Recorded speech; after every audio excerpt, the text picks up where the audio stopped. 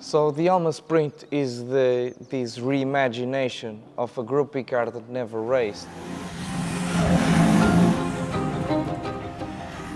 And it just reborns as a racer mode for people who enjoy to drive.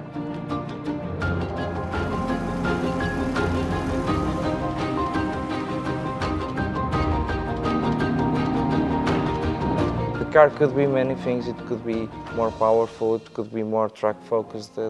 As a finished product, it went exactly the way I wanted, in a level that it's very interesting to any people who loves driving and loves cars to just go out and enjoy.